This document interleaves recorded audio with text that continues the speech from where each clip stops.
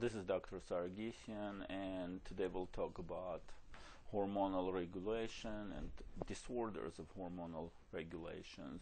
The focus of the lectures is not the review of content you previously know from undergraduate studies, but focusing on the disorders which haven't been discussed in depth during those studies, as well as disorders like diabetes that have been discussed, but this will give you a slightly different overview of the disorders than you had before.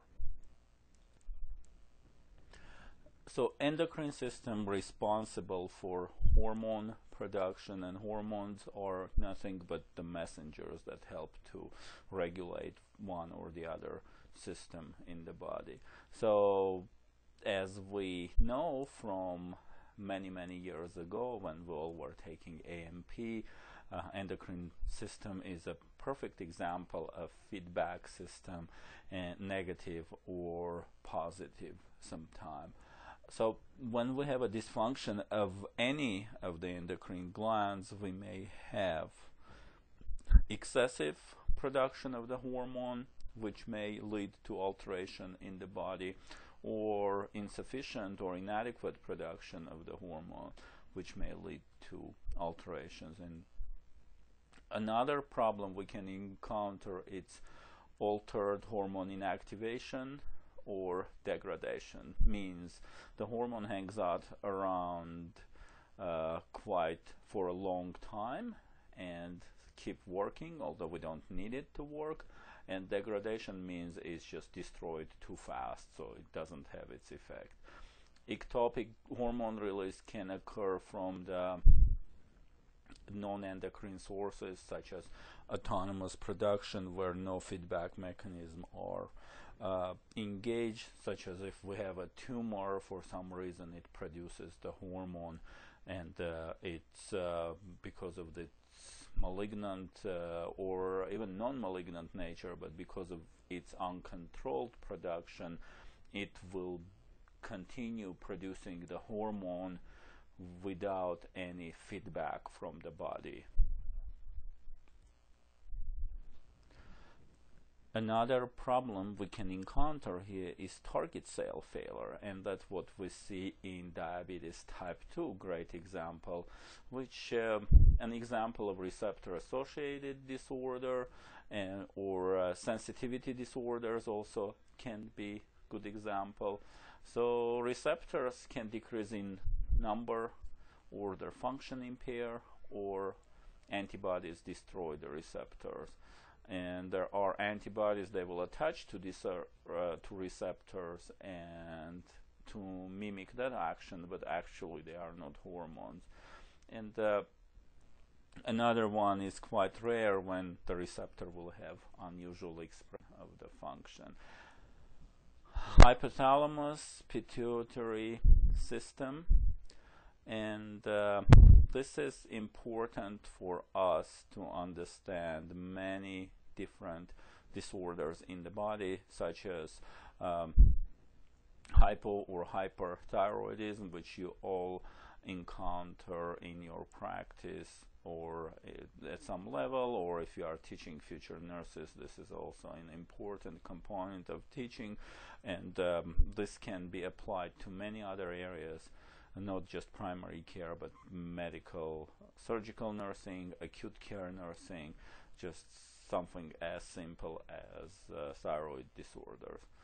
So hypothalamus has ability to communicate with anterior pituitary and ask anterior pituitary in turn to release hormones to complete one or the other function.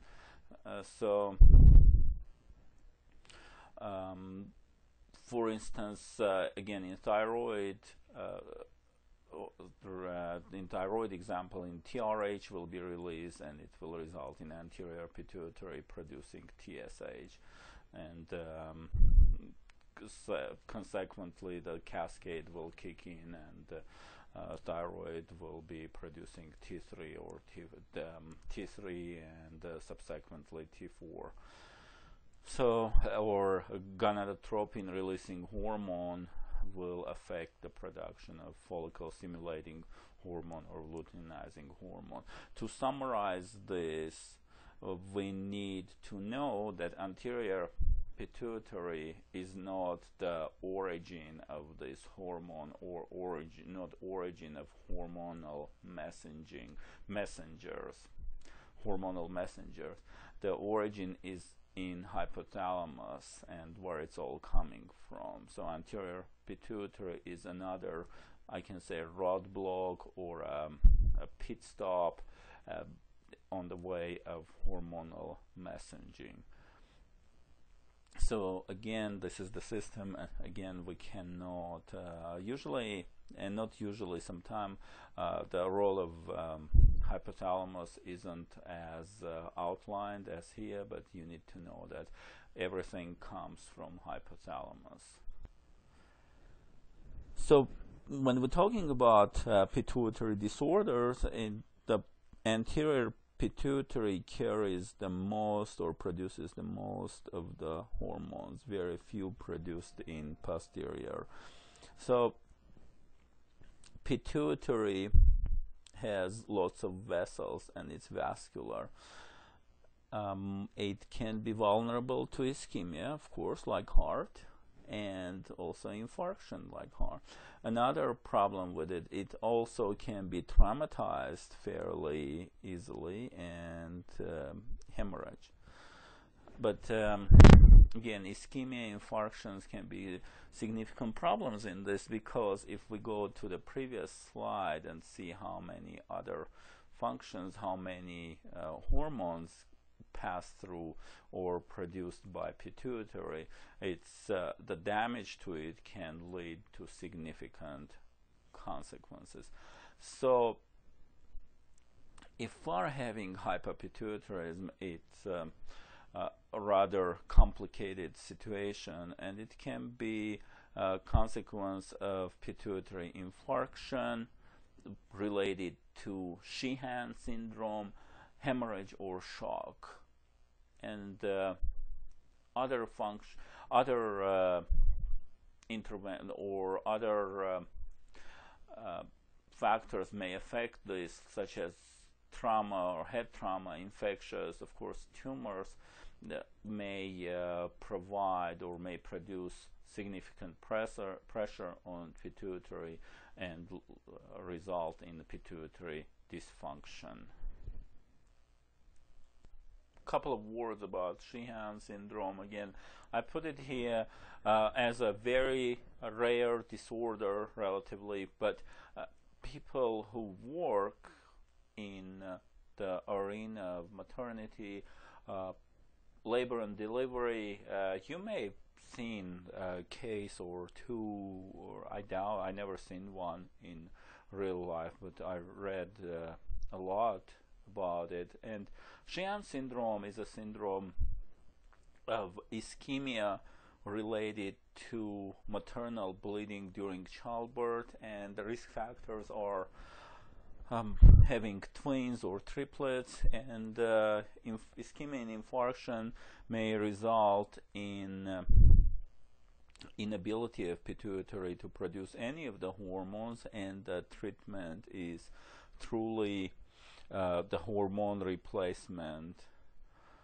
and again, this may result in pan-hypopituitarism, and means that all hormones are missing from production. So in this case, if we having someone who already has Sheehan syndrome, the treatment will include replacement of all hormones.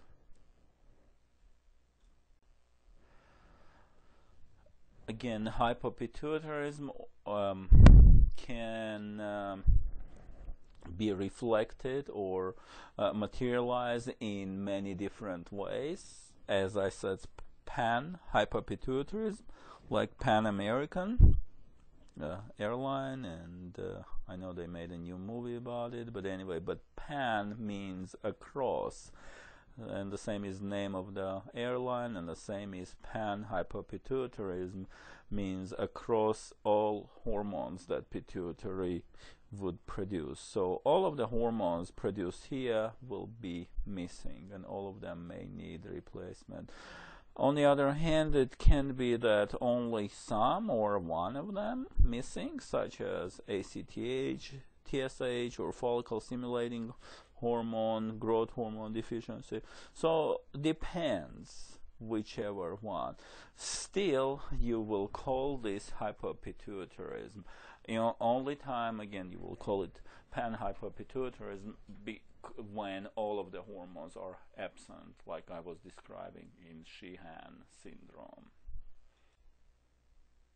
Hyperpituitarism is an opposite condition, and usually it's a consequence of a benign tumor of benign pituitary adenoma. When we're saying benign, we know it's not metastasizing, but what we're facing here in the cranium, in closed space, when we have a tumor growing in the closed space, it may start producing all these symptoms such as headache and fatigue, visual changes because of the pressure on optic nerves possibility. But what we are concerned from the standpoint of hyperpituitarism is the production of the hormones. And in this case, if we have overproduction or underproduction of the hormones, we may see changes in feedback mechanism. Let's talk about hormones separately that come from anterior pituitary. And growth hormone is one of the important hormones that regulate the growth, and there are two disorders related to hypersecretion of growth hormone, and acromegaly occurs only when we have too much production of growth hormone during adulthood, and this is a slowly progressive disease. Acromegaly, it's not childhood disease. The disease slowly progresses, and a patient may die from cardiac hypertrophy, hypertension, atherosclerosis, may develop diabetes, and as a consequence, of course, endothelial dysfunction and coronary artery disease, may have malignancies growing. Giantism is a similar disorder, but this occurs in children and adolescents.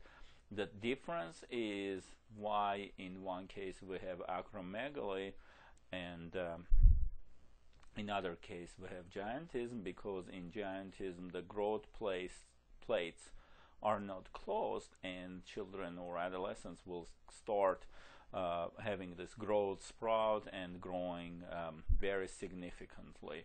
In acromegaly, if GH or growth hormone secretion started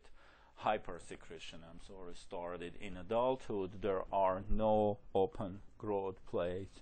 However, the parts such as cartilage that's sensitive to growth hormone may grow, such as cartilage in ears, nose, and you will see that those body parts may significantly enlarge, as well as cardiac hypertrophy. And again, another layman theory that big heart is good for your health.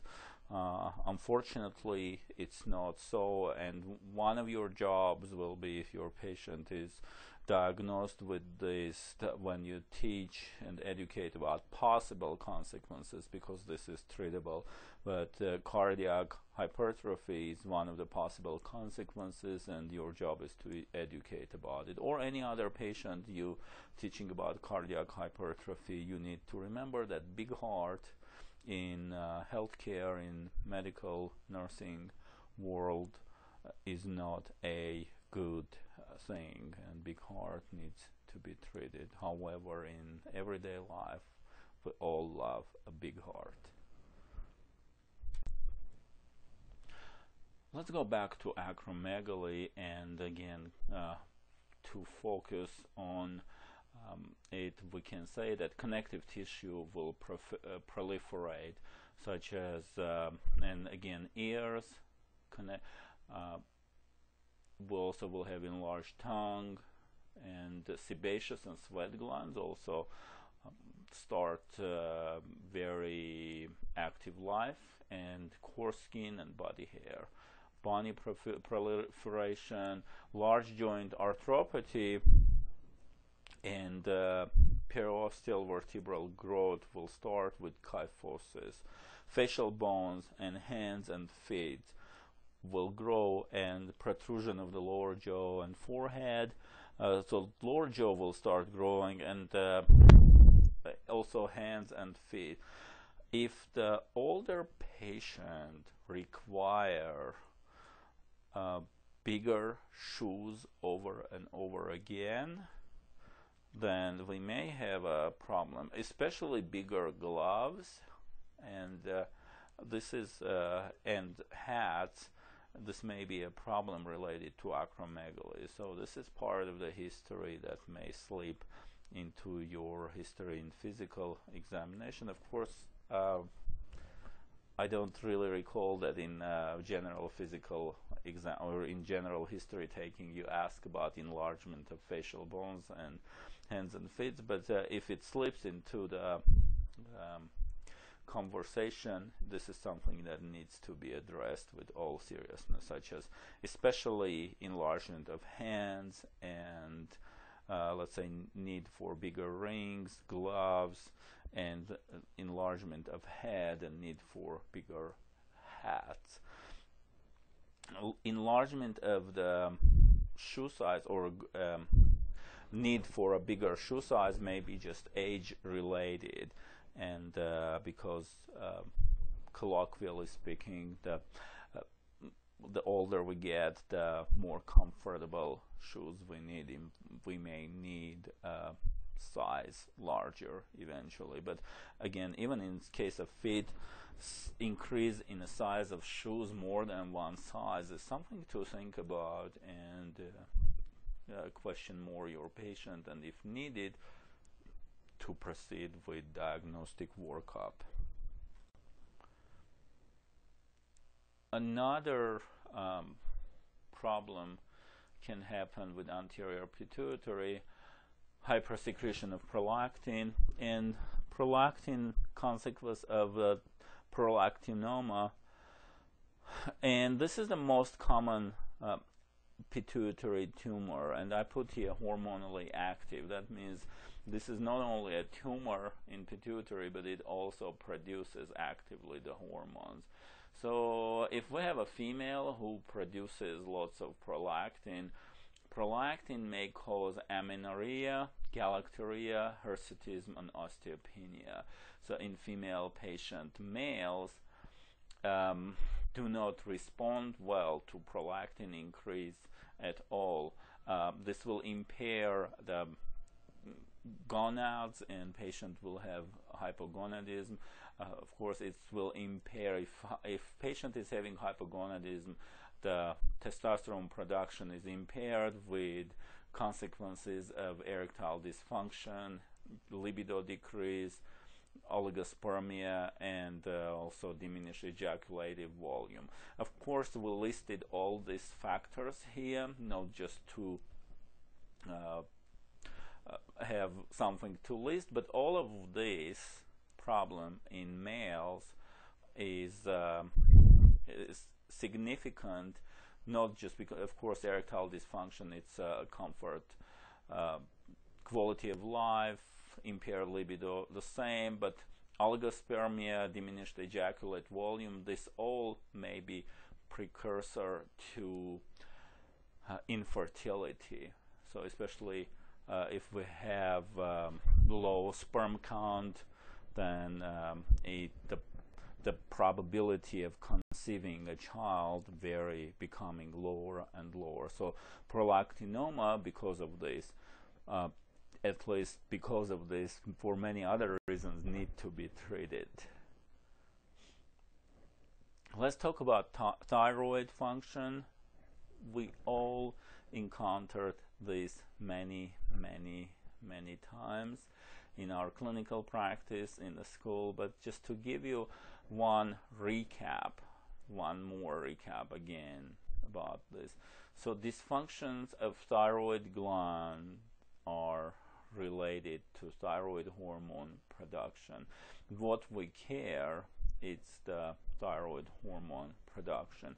So if our thyroid gland itself is impaired for one or the other reason, this is primary function alternation. But if something comes from pituitary and TSH production is impaired, then this is secondary production. But most of the time when you deal in primary care, you're dealing with primary dysfunction, and TSH actually is a great diagnostic tool still, although not always it gives you a good diagnostic evaluation for alteration of thyroid function. But if we are finding or looking for primary dysfunction, TSH is still a good tool. So if we are dealing with hyperthyroidism and if we are dealing with primary dysfunction, and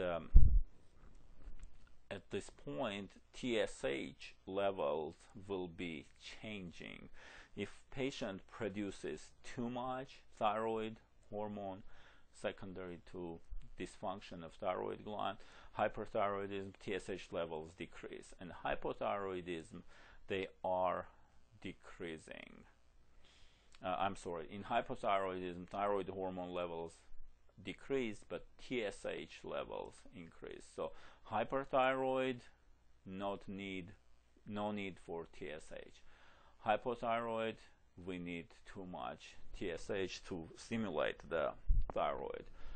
So thyrotoxicosis is the excessive amount of thyroid hormone, which may lead to toxic consequences. Grave disease is significant disorders, and grave disease is mostly the most common manifestation of hyperthyroidism we encounter. Hyperthyroidism can also result from the nodular thyroid disease, and patient will present with goiter, and thyrotoxic crisis, it may be very dangerous and may result in numerous metabolic alterations and be life changing or life threatening disorder. So let's talk about goiter here. Again, in thyroid, commonly you would hear that size doesn't matter, and indeed it doesn't if you are dealing with hypothyroidism or hyperthyroidism. If someone has goiter, this may not be related to the thyroid function at all, size of the thyroid.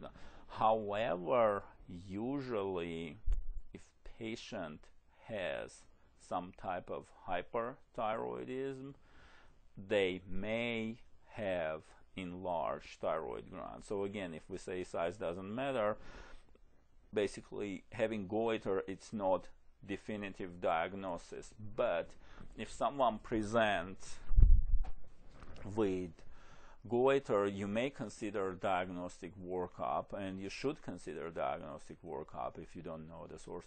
And if you having, let's say, looking at the lab values and thinking about hyperthyroid, then you may think that your patient which you haven't seen yet, which is kind of strange, but let's imagine that.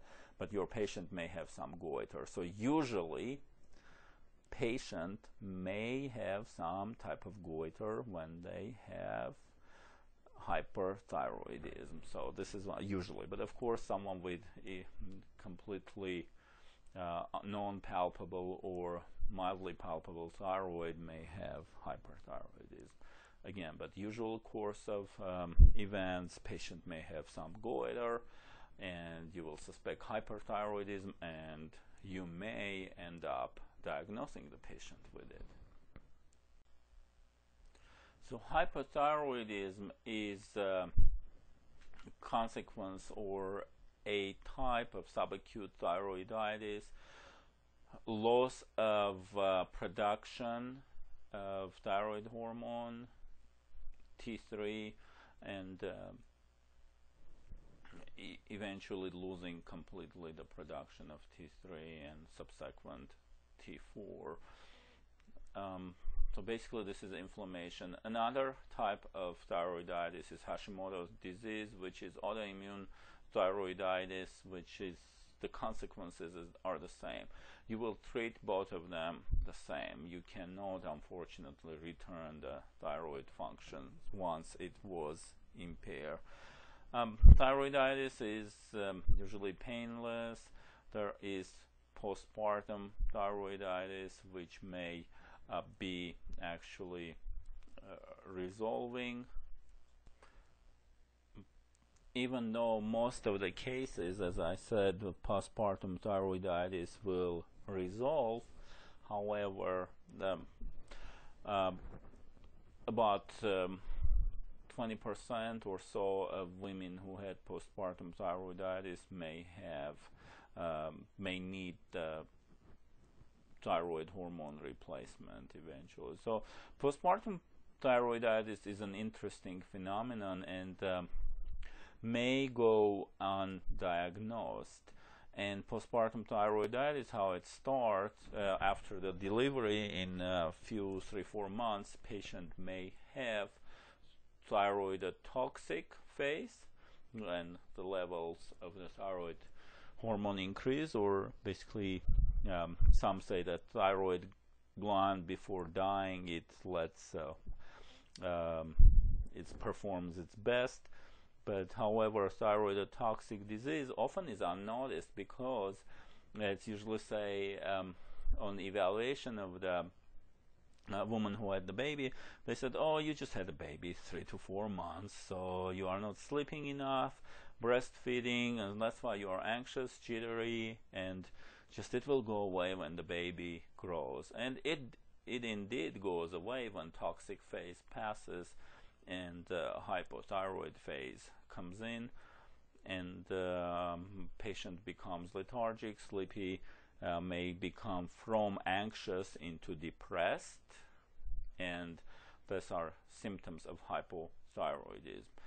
Again, most of the women will have the resolution in about 18 months or less or a little more. However, about 1/5 of them may need thyroid replacement.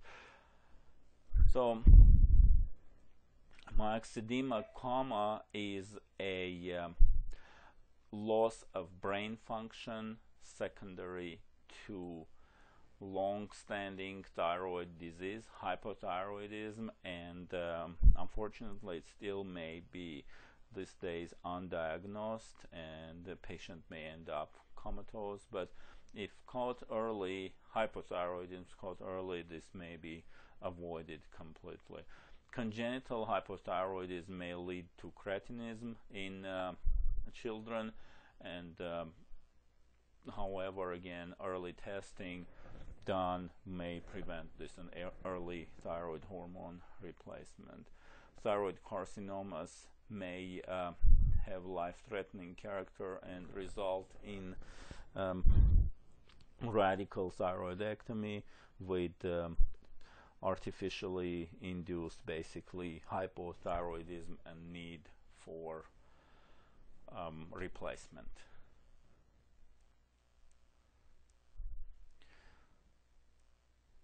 When we're talking about parathyroid hormone, we need to think that PTH is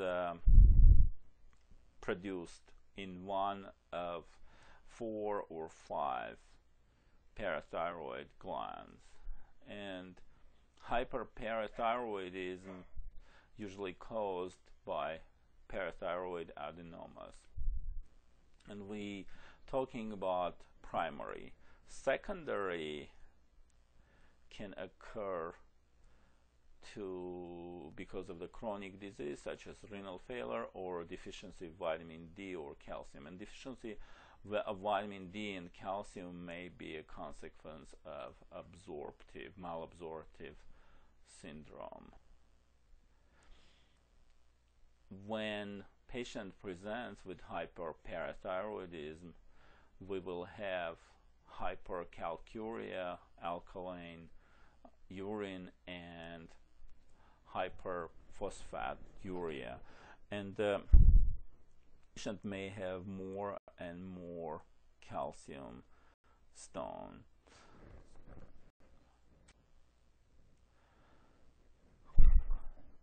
When we have hypoparathyroidism, patient may have PTH levels low and serum calcium level will decrease, and serum phosphate level will increase, and this is like a consequence of losing the parathyroid in radical thyroidectomy, because those glands are attached, and sometimes it's possible to salvage it and reimplant, but if not, then we are facing hypoparathyroidism.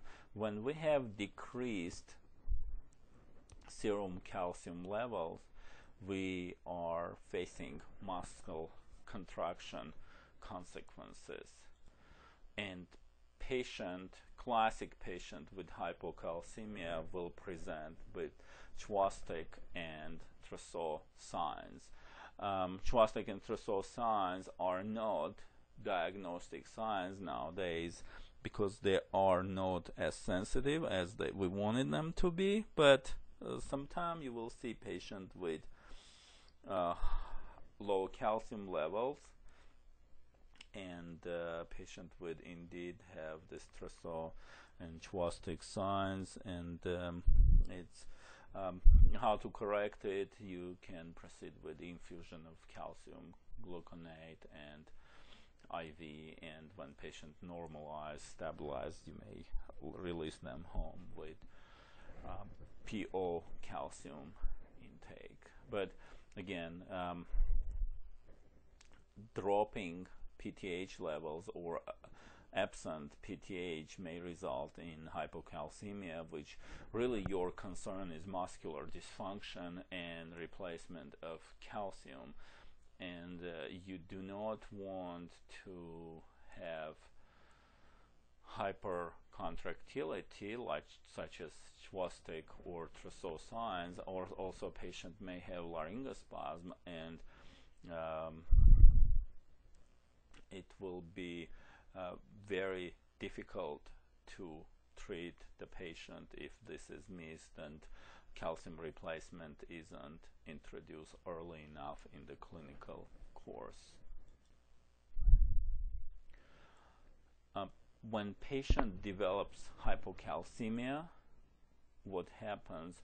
The threshold for nerve and muscle excitation happens, and again, muscle spasm, hyperreflexia, tonic-clonic convulsion, laryngeal spasm, and patient even may have asphyxia. That's why I was saying that the consequences may be grave, and this needs to be treated as soon as you can. This is not just, oh well, calcium is low, we'll give them some Tums and they will get better. No, this has to be really treated pretty fast with calcium gluconate infusion, and usually resolves if you introduce it fast. And phosphate retention is another sign of this. Let's talk about diabetes, and we all know these types: type 1, type 2. gestational diabetes, and 1 or 2 or gestational. This is the disease is inability to metabolize the glucose and reaching to the level of hyperglycemia. That's what diabetes is. It's not really insulin disease. Well, it is an insulin disease, but what you're concerned about it, hyperglycemia. You have high blood sugar or high blood glucose level. The gestational diabetes may resolve, although we know it's basically becoming common knowledge. If patient had gestational diabetes, they may end up with type 2 diabetes later on in their life. There are many ways to diagnose diabetes, and especially type 2 or even type 1, but most diagnostic will be 2-hour post-glucose test or glucose challenge test. You may have need PhD in math to calculate this, just kidding, but this involves an algorithm of calculation in 2 hours after loading patient with certain amount of glucose. You may check fasting glucose, and if patient presents with glucose level of 126 or more, or above 125, this may be diagnostic for diabetes. A1C is glucosylated hemoglobin. A1C is not diagnostic. However, this is a good tool to monitor the progression of disease or monitor the treatment and response to treatment of this of patient with this. So type 1, there is a theory that genetic susceptibility common. However, there is no strong evidence suggesting that, but of course some patients will be genetically susceptible and may develop this. Usually there is some kind of trigger as an illness, viral disease, some or even autoimmune disorder that may start the destruction of beta cells, and this is usually immunologically mediated. So in type 1 diabetes, the beta cells destructed and or destroyed, and this is quite rapid process, and patient has to have some type of trigger for this to occur. Twin studies have been done, and in twins the probability or likelihood of having diabetes type 1 in one twin, it doesn't mean then second twin will have high probability of having it as well. So one of the twins may have type 1 diabetes, the other one can be healthy. When we're talking about type 1, again, it's hyperglycemia, it's our main concern. The beta cells are dying and or dead already, and beta cells are in isolates of Langerhans, of course, and we are losing the functions very rapidly. There are 3 P's for diabetes. Doesn't matter type 1 or type 2. It's polydipsia, polyuria, polyphagia, and there are 3 P's of diabetes. So patient drinks, eats, and urinates a lot, and this is all related to the metabolic dysfunction patient is experiencing. For instance, polyuria is a direct consequence of having too much glucose in the blood and having increased osmolarity, and which may result to fluid excess, intravascular fluid excess, and need to urinate or need to get rid of that fluid. polydipsia is consequence of this, and polyphagia is patients need to eat because sugar or glucose isn't utilized, and patient constantly feels hungry. And another player comes into this game, and that other player is fat. Patients with diabetes type 1 will start losing fat, or they will exhibit with weight loss because fat starting to be broken down as a source of energy, and that will result in ketosis, or ketones in the blood and urine, because ketones are byproduct of the fat breakdown. Type 2 diabetes may affect adults and children, and main thing here, it's not destruction of the cells in isolates of Langerhans, but main thing is resistance of target cells to insulin. Its inability to accept the insulin and glucose. In this point, the age for diabetes type 2 getting lower and lower, and many blame the obesity, and which is true. And the more adipose tissue we have, the less sensitivity is to insulin, so patient is desensitized. This will affect both adults and children, but with age the risk for diabetes type 2 increases. Genetically, again, twin studies have been done. In this case, if one of the twins is having diabetes type 2, then the other twin will have it. The probability of it is highly likely. Also, environmental interaction is, of course, playing a role. Having excess weight facilitates having diabetes type 2, but again, there is a strong genetic component. So with addition of environmental factors such as obesity, the patient may likelihood of developing of diabetes type 2 increases. Metabolic syndrome is a triad of hypertension, hyperglycemia, and hyperlipidemia. In this triad, patient will have increased blood pressure, and some call it pre-diabetes, which is not one of my favorite terms because it's either diabetes or not. So metabolic syndrome is a better term. In metabolic syndrome, diagnostically, fasting glucose should be from 116 to 125. After 125 is diabetes, but 116 fasting glucose tells you that this patient is at risk of developing diabetes. This is a good time to get on your soapbox or whatever and start screaming and trying to educate your patient about introducing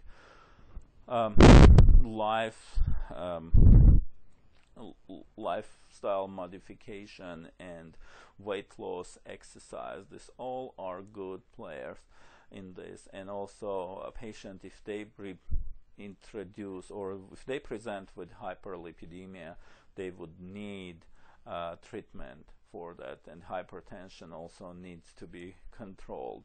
But again, pre-diabetes, it's not a good term. Metabolic syndrome is a great term, and it's not only a great term, it's a great billable term. There's a code for it, and some call it syndrome X. But these three, again, hypertension, hyperglycemia, and hyperlipidemia go together, and this is a warning sign. It's a flag. It's not something like, oh, you have pre-diabetes, but it's not full-blown diabetes, so we still have time. No, we don't have time. We need to get on this as fast as we can.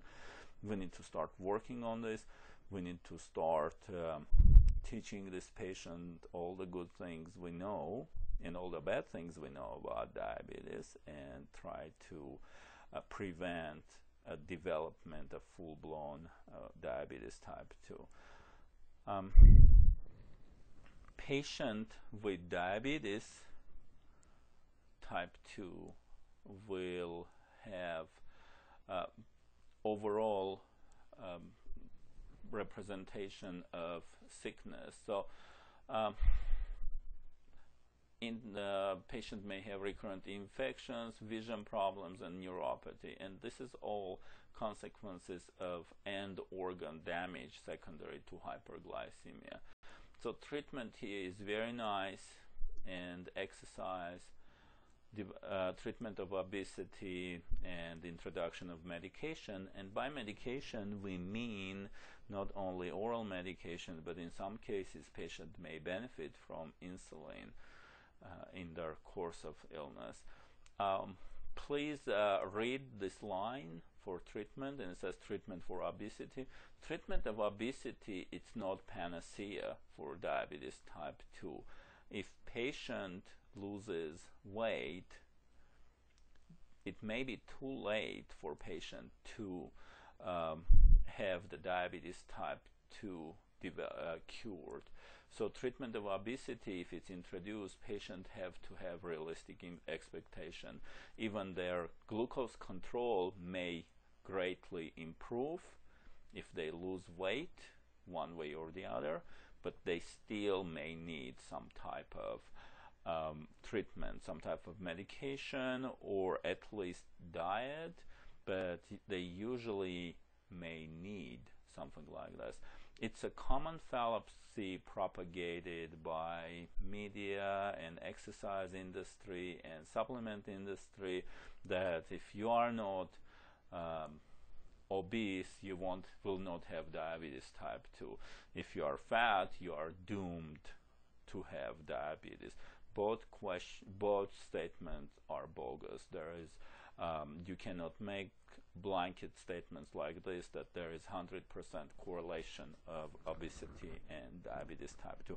But of course there is a relation between obesity and diabetes type 2, and of course losing weight will help to achieve better glycemic control and to achieve better quality of life for this patient.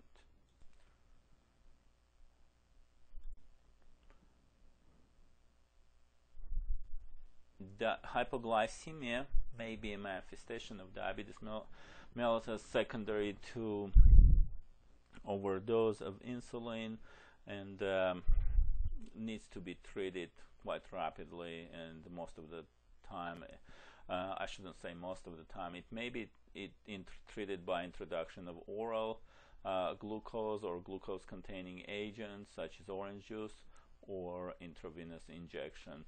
The key point here, if patient is unable to swallow, certainly this is not a good idea to introduce oral glucose in any shape or form. Diabetes ketoacidosis is a consequence of diabetes when ketone bodies are excessively accumulated in the blood, and patient becomes acidotic and may become comatose. In this case, introduction of intravenous insulin may be very helpful.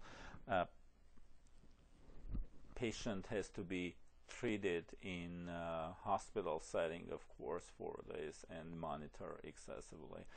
And patient also will need a significant amount of IV hydration and intravenous fluids. And of course, diabetes ketoacidosis, DKA, is a significant medical emergency. Hyperosmotic hyperglycemic non-ketotic state, it's one of the consequences of diabetes, usually with type 2, can happen with type 1, and in this emergent situation, distinguishing sometime or blaming one or the other type of diabetes doesn't really have any importance, but however, this one may occur with type 2 more often. In this case, in case of HHS, and I'm saying HHS because sometimes we're saying hyperosmolar hyperglycemic state, we do not usually see many ketones or at all. The problem here that needs to be addressed and treated is severe dehydration and potassium deficit, and again IV hydration has to be introduced, and the patient needs to be treated for potassium deficiency. Again,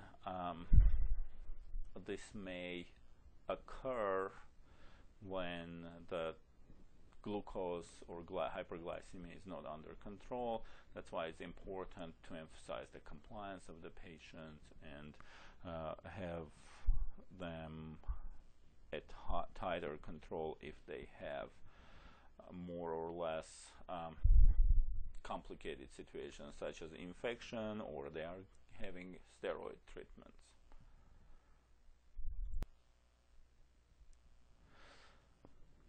When patient is having continuous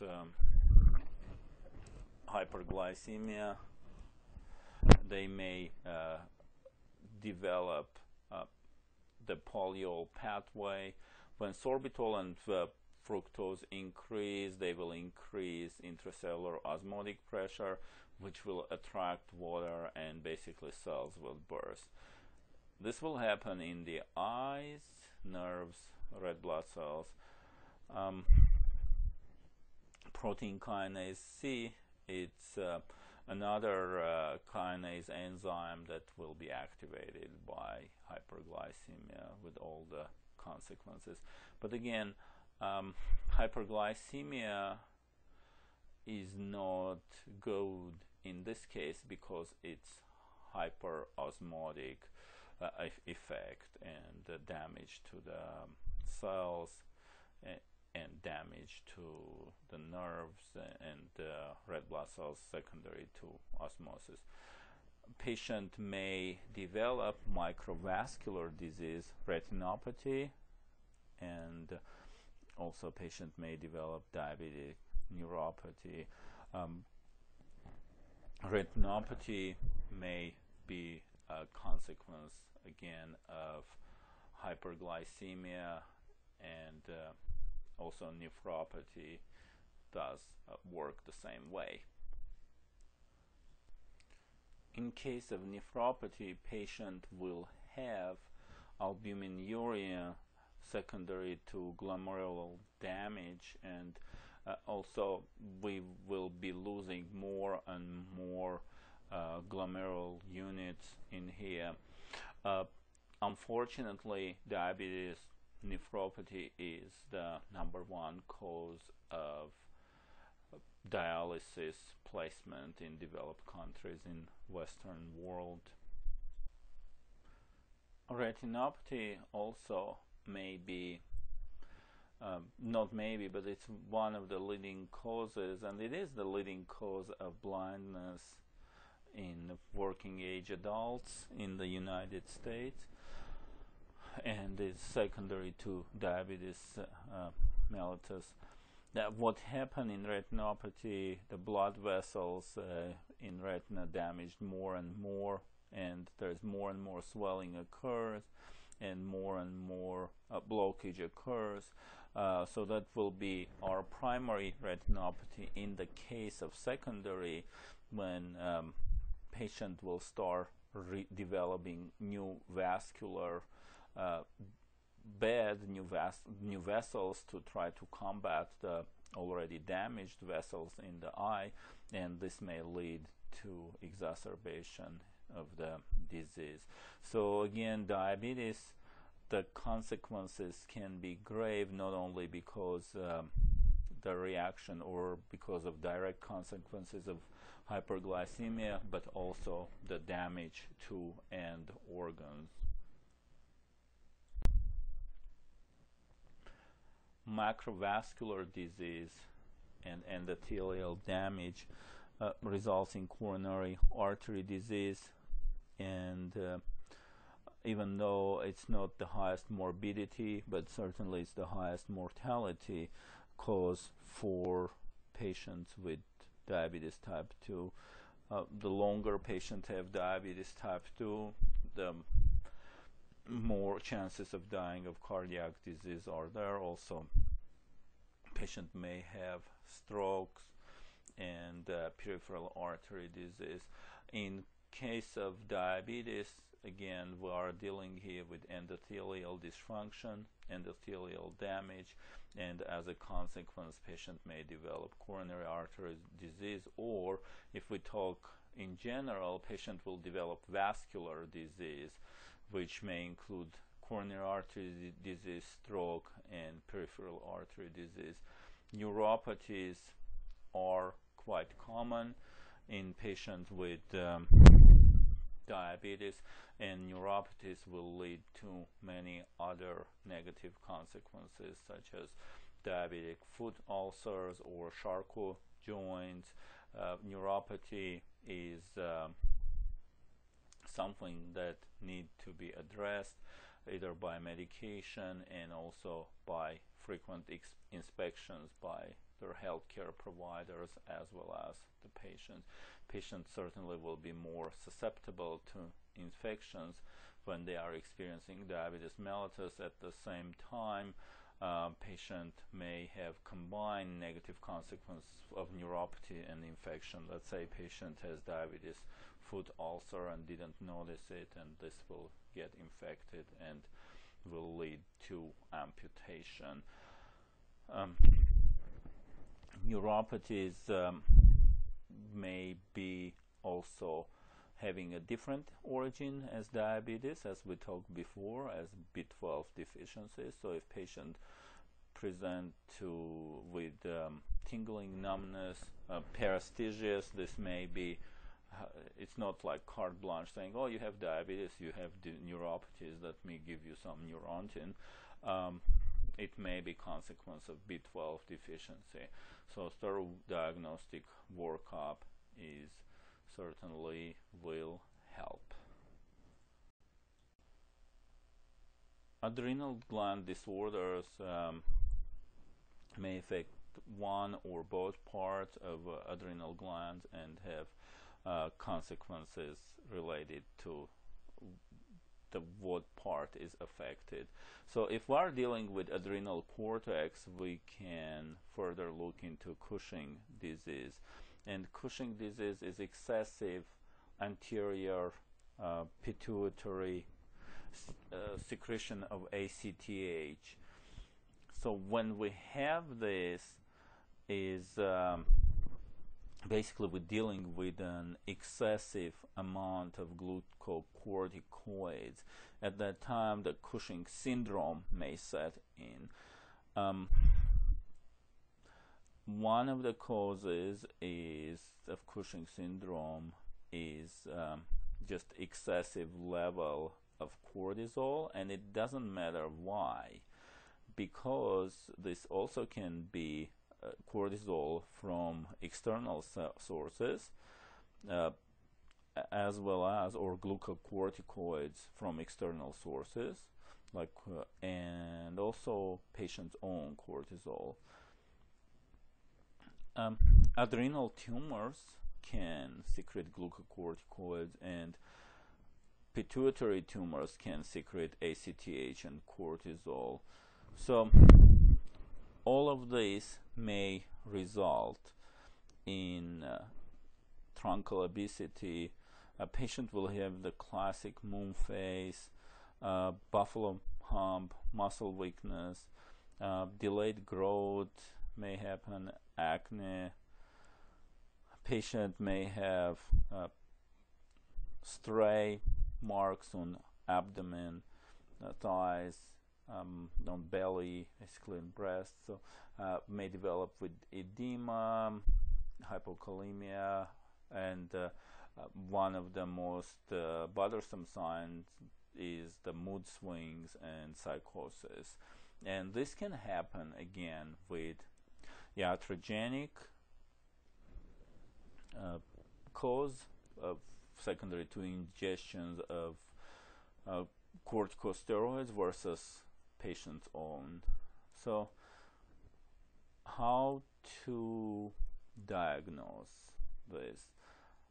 Patient needs to be checked the cortisol level and ACTH, glucose, complete blood count, chemistries. Imaging studies can get into play, such as CT of the adrenal and pituitary, MRI and biopsies. It depends, the treatment depends on the cause. If it's glucocorticoid related, like external glucocorticoid related, then they should be tapered slowly. If it's internal, then patient may require, let's say if it's a tumor, then surgical removal will be required. So patient may also develop some complications secondary to this, and it has to be maintained and managed. Patient may present with osteoporosis, diabetes, and also hypertension, and it's all consequences of excessive cortisol. So again, external or internal, it doesn't matter, because when we're talking about Cushing syndrome, not the disease, we're talking about excessive level of cortisol. Cushing disease, it's ACTH excess, which stimulate the adrenal cortex to produce more cortisol. Again, you may encounter this in the patient who are on cortisone preparations, and the most common signs or most easiest to see sign will be psychosis or mood changes, mood swings, irritability, and this needs to be addressed. Addison disease is an opposite disorder, and it can be primary adrenal insufficiency with adrenocortical hypofunction, and versus secondary when we don't have enough ACTH to stimulate the cortex to produce cortisol. So at this point, patient may have manifestations secondary to this, and manifestations are hypertension, heart rate changes, arrhythmias, hypoglycemia. Patient may have some type of lethargy, like slow movements, sluggish movement. Will have this GI consequences such as anorexia, at the same time nausea and vomiting if they ate, and will crave salt. These are all consequences of low cortisol level. Again, diagnostically, what we should do, of course, your history, physical exam, but you need to check cortisol, ACTH levels, again, glucose levels, and again, maybe some imaging of both adrenal and pituitary. So when patient diagnosed with this, with Addison disease, what we'll proceed with lifelong treatment and hormonal replacement with corticosteroids. Patient also important to have medical alert bracelet, and patient needs to have their corticosteroids with them at all times, so in case of emergency. And this will be concluding the endocrine lecture. And again, please call me, email me if you have any questions, and this will be the end of this lecture. Thank you very much.